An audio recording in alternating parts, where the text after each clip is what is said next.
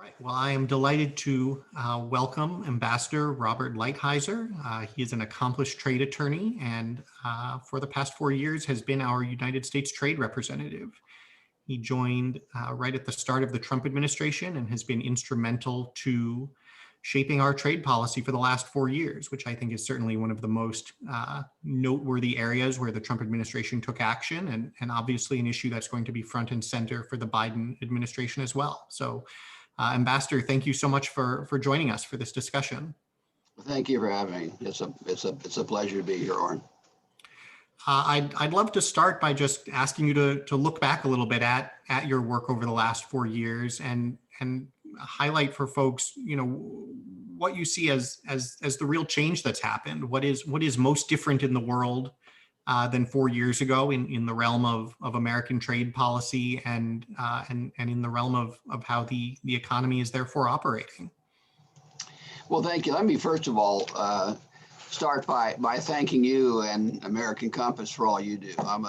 I'm a strong supporter. It's an honor to be here. I think people who interject a different idea and a different way of thinking about these things is very, very important. So I'm a supporter, and I want you to know that. And secondly, I would say it's going to take perspective to see how different the world is now in the trade sphere than it was 4 years ago. I would say it's a cataclysmic change. If you ask me what I'll go back to the change part of it, but if you said, what did we accomplish? I think really the president and me working with him did two things. One, we reoriented trade policy away from this kind of globalist, corporatist approach, which had so dominated. If you think for a second about the history of it, after World War II, we basically engaged in a trade policy, the real purpose of which was to globalize and to defeat communism and to rebuild Europe and Japan. So we wanted to do both of those things, and that was important. That slowly evolved into this notion that consumer preference was the biggest advantage, and corporates making more and more profit, and multinationals and the like. And that then became the philosophy. And it was kind of guided by some business organizations in Washington and their kind of liegemen who operate various offices in town. And that really was what set the agenda. And that went on and on and on. President Trump's view is that now what we need is a trade policy where every decision is made based on how it's going to affect working people, how it's going to bring manufacturing jobs back to the United States, how it's going to put pressure on wages, to be honest, so that people make more money, and that it's basically manufacturing, but also services, jobs, and working people. That was his objective. So I think that's the first most important thing he did. And I think you're hearing the same kind of language out of the Biden administration, for which I'm grateful. And they've picked some good people, and so I'm hopeful there. And I always like to point out that President Biden did not run for election against our trade policy. Indeed, to the contrary, he was quite kind to it, and he wants to have it be in his own spin and his own mark, and that's what it should be. That's reasonable. So he did not run against this working person approach, and there's going to be a lot of pressure on him to try to change. But right now, I think he's in a really good place, and I'm hopeful. And then the second thing we did, which is probably every bit as important, is that we made the country and then the world aware that China is a very significant competitor, not only of the United States, but of market economies and generally the way we think about the economy working. And they have one model, and that model is state capitalism with characteristics that I would say are authoritarian. And we have a system that more or less is designed to have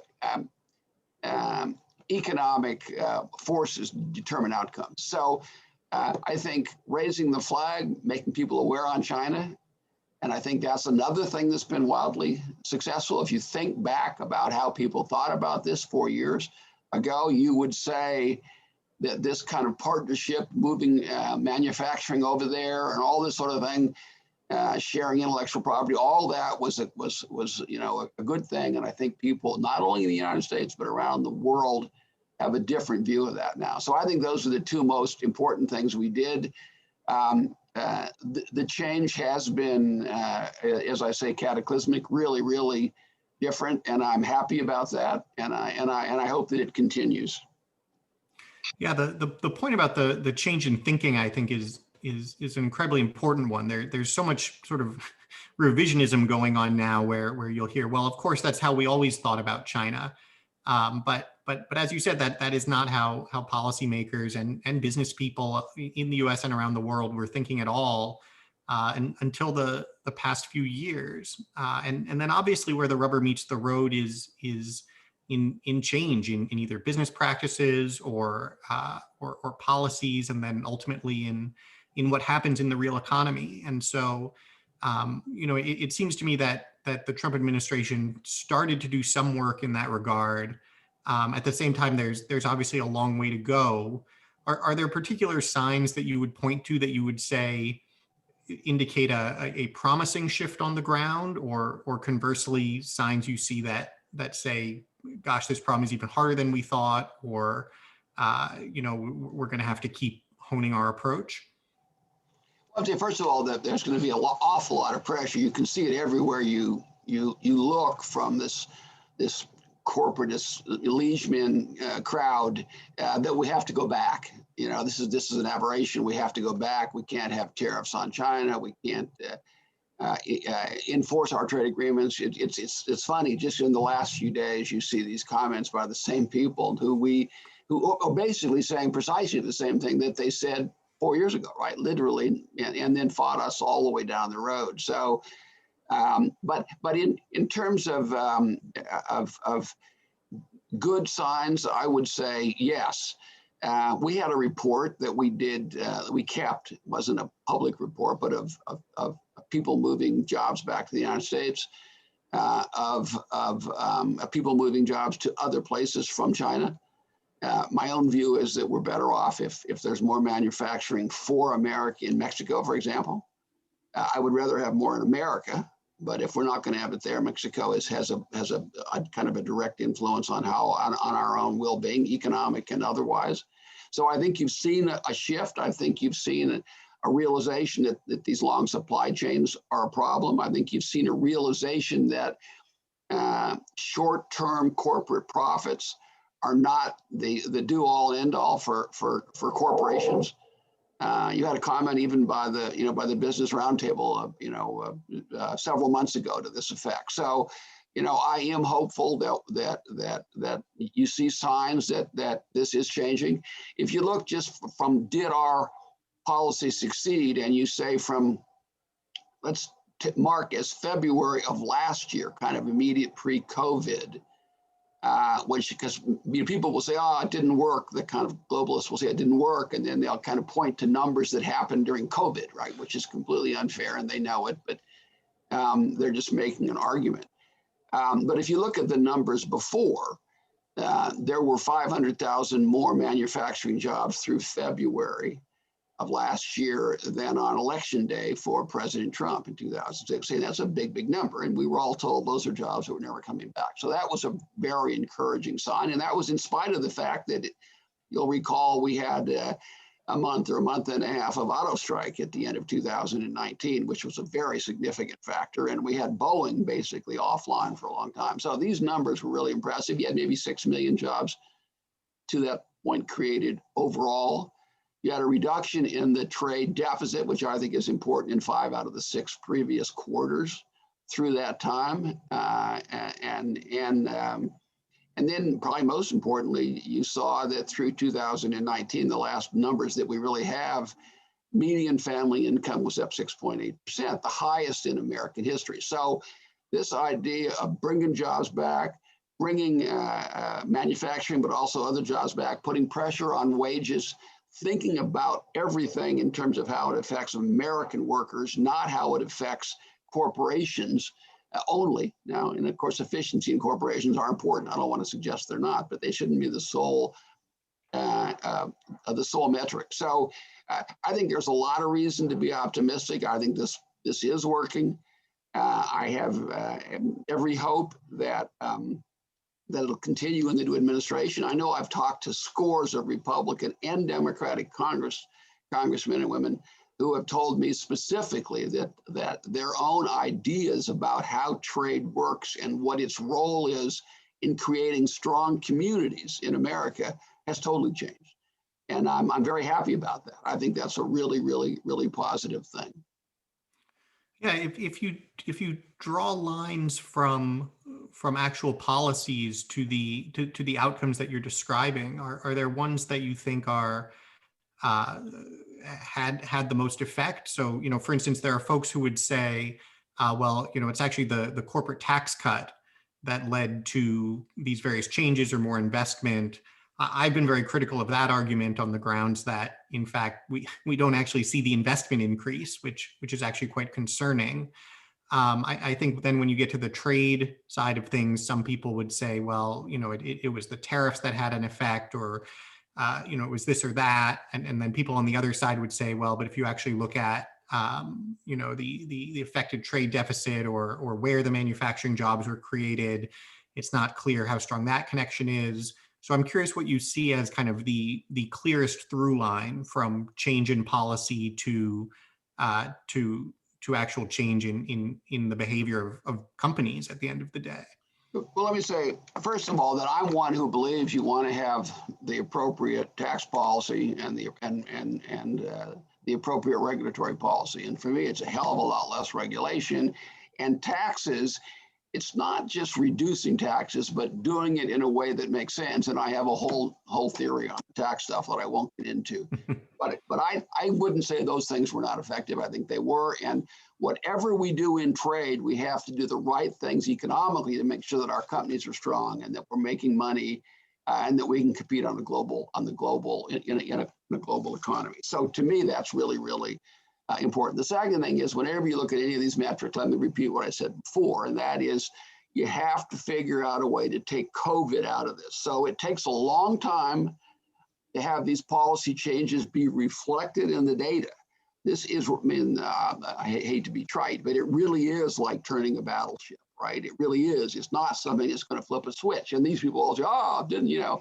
But everyone knows that it's going to take years for this to change and years for it to be reflected in the data. So I would say those are things we have to be very, very cautious about. You're not going to see an instant change in where manufacturing. I would say, for example, if you look at manufacturing, let's take automobiles.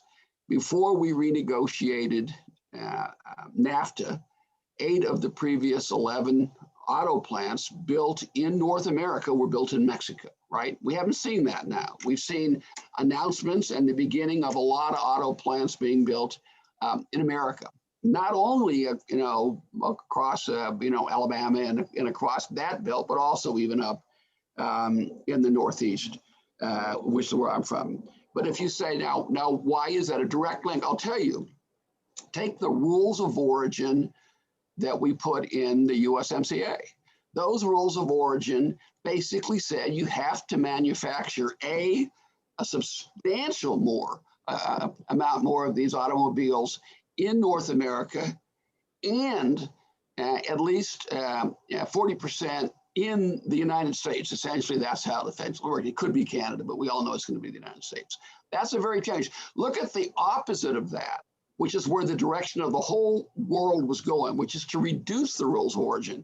The most recent example of that would be TPP, where they literally had a far weaker rules of origin for automobiles than was in NAFTA, and NAFTA was a disaster. So you saw us move in one direction, putting emphasis and really a requirement on more manufacturing in the region and in the United States. TPP, which reflected the trend before that, was in exactly the opposite direction. So that, for example, you could have under TPP, and I only mention this because it is what the prevailing view would have been among this globalist corporatist crowd before we got here. Under that, you could literally make a car that was 45% made in Vietnam and 55% made in China. And that car could come into the United States and be treated the same as a car manufactured in the United States. Well, of course, that's ludicrous, but that was the prevailing view of those people. It scares me to think that we would ever go back to that. But I would say so. Auto rules of origin are a pretty clear example of that. I would say the China tariffs, right? You have seen people move plants away from China, and in many cases to the United States because of those 25% tariffs. Now that's going to take time because people were hedging, thinking they'd all go away. The corporatists were going away, but in the technology area, companies realized that their technology is vulnerable in a way they did, but only in specific cases. Now people realize it's a problem across the board, and they also don't want to be in a position where they're dependent on going through there. So I think, that's an example. Another example, which is probably slightly more sophisticated, or at least complicated is rather than sophisticated, is this issue of ISDS, investor state dispute settlement. So in that case, but I'll just say very quickly for people who might not be aware, what that basically was a provision that was part of the orthodoxy of globalism.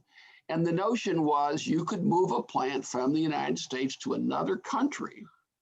And then because, for example, they had weak labor or environmental laws, just as an example, could be other reasons too. And then if they put in place comparable or even somewhat stronger environmental or labor laws, for example, you could sue them and have an arbitrator decide that you should get all your money back. So that was nuts, in my opinion, completely crazy. But that was that was a basic tenet of these people and still is.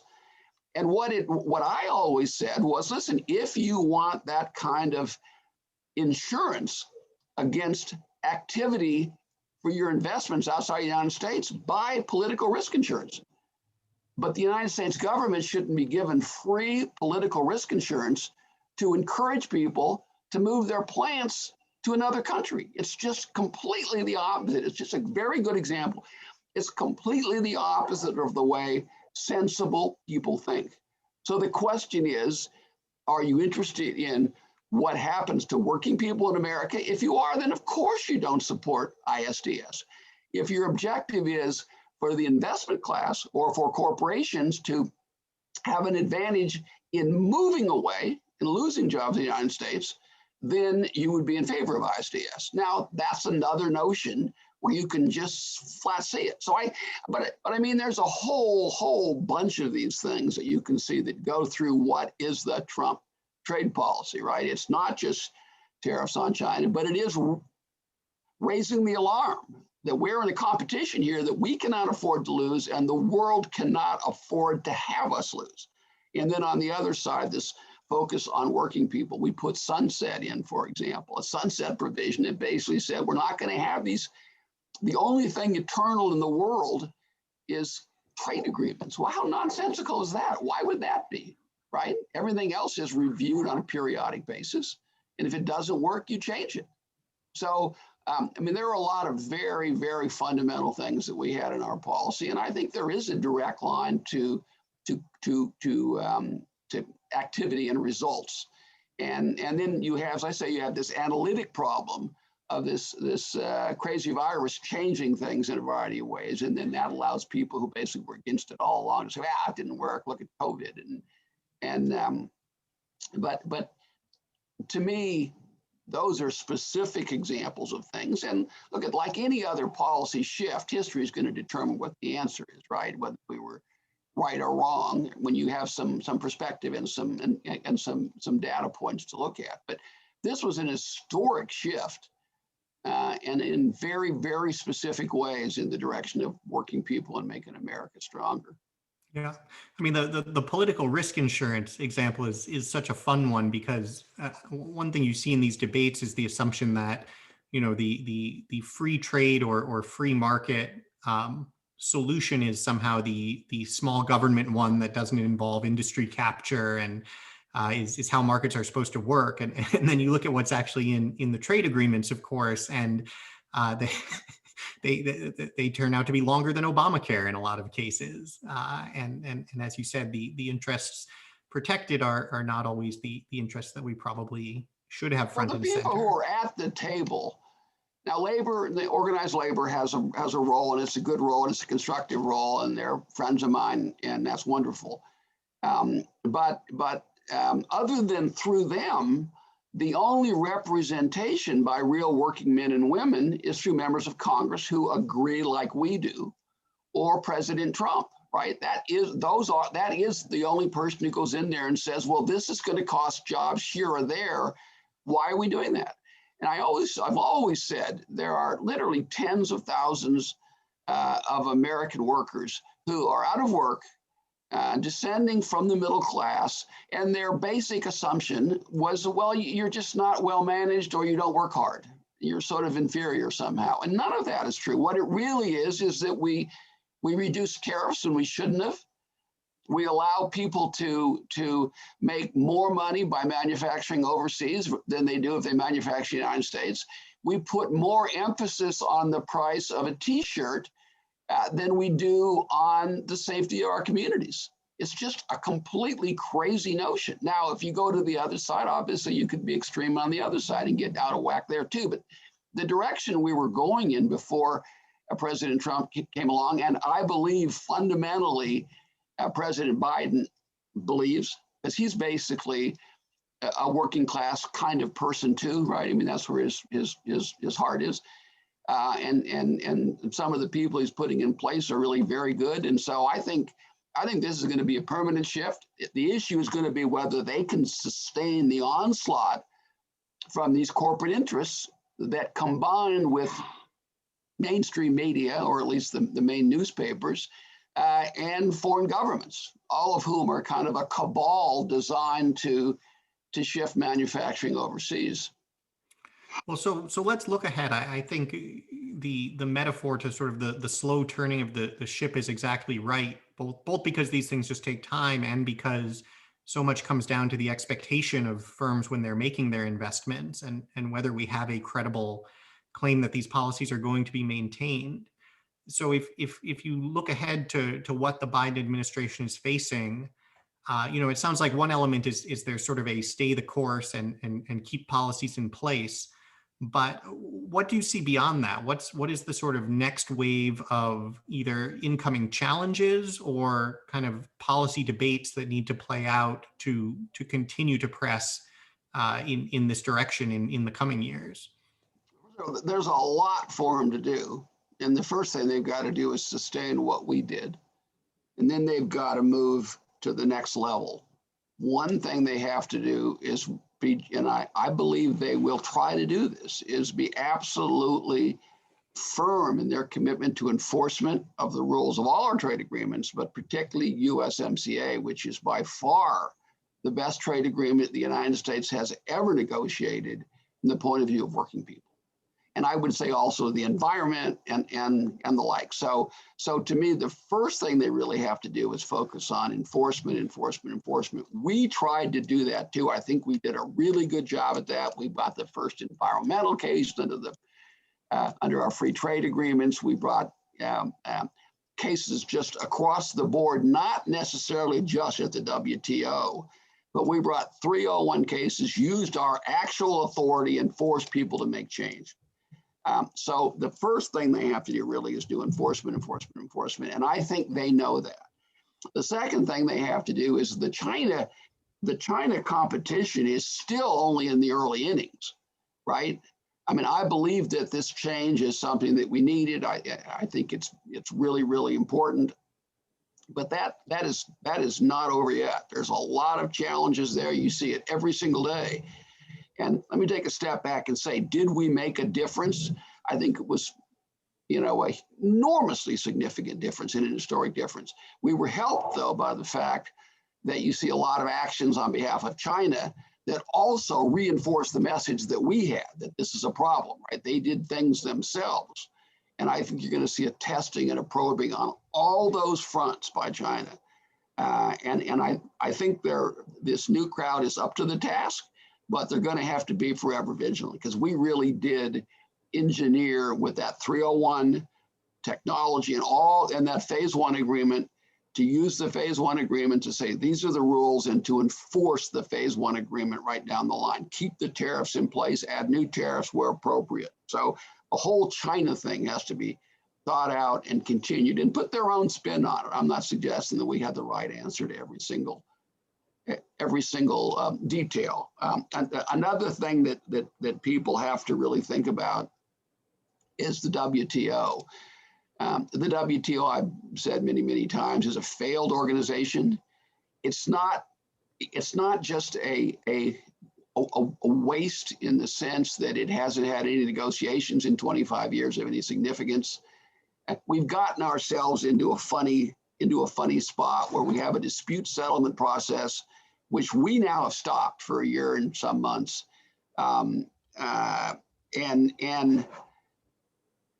it's had no detrimental effect on any single working person in the world, certainly not in America. So it just put a lie to the fact that this is somehow essential.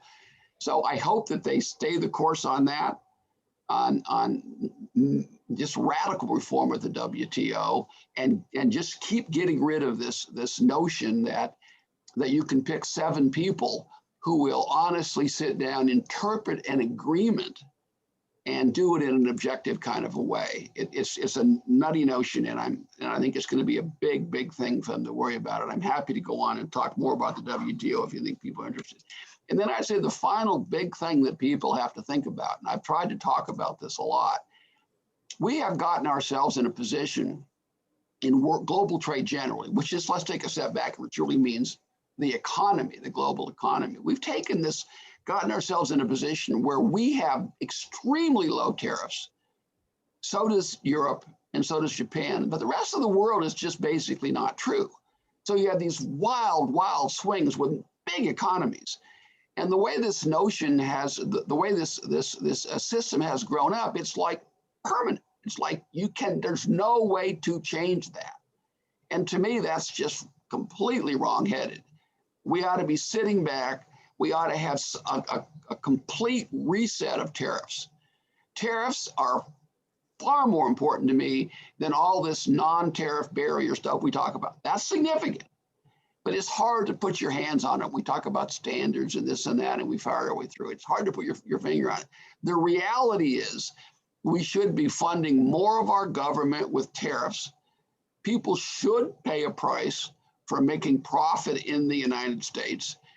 And we need a reset. We need everyone to have approximately the same tariffs, except for a very small percentage of their economy where there are sensitivities that are, that would basically bring down the system, right? So notionally, everyone ought to have whatever the number is, 10 or 12 or whatever the number is, percent tariffs on everything, with a small group of things where you have some protection. And otherwise, that's what it is across the board. And that's the price you pay for access, for example, to the biggest market in the world. So to me, I think the fact that India's a third of their lines aren't even bound, their bound tariffs are in many cases at 100%. And their applied tariffs, even now on average, or whatever, I can't remember the number, but it's 18 or 19%, and ours is like between 2 and 3. So that's a real problem. And the whole notion was that we wanted to rebuild these people, rebuild these countries. And so in the 40s and during the various 8 rounds, we, the United States and Europe and Japan, in fairness, cut tariffs more to basically help these other countries. And that's got to change. We need a reset on tariffs. We need to look at the WTO. We've got to do real enforcement, and we have to keep facing the China challenge and win that competition. I mean, those are big things. But I think that the incoming administration is in an infinitely better place at dealing with those things than we were when we came in, right? Because we have done an awful lot to turn that let's call it an aircraft carrier now. I don't even like battlefields or that aircraft. We've done an awful lot to turn it. There's a lot more understanding of these issues on the Hill, understanding of these issues among the public. and they can build on all that and hopefully continue with that work. Yeah. Well, we have burned through our 30 minutes. I'm regretting we hadn't made this maybe a 2-hour conversation, but I'll have to drag you back here maybe in 6 months once we see a little bit more of what the Biden administration has been up to. Regardless, I'm so grateful that you joined us here, and also for all of your work in recent years, serving with distinction in what must have been an incredibly difficult role. And so thank you for joining us today, and I hope much more to come. We are looking forward to hearing from you a lot on this question of where American trade policy should go from here.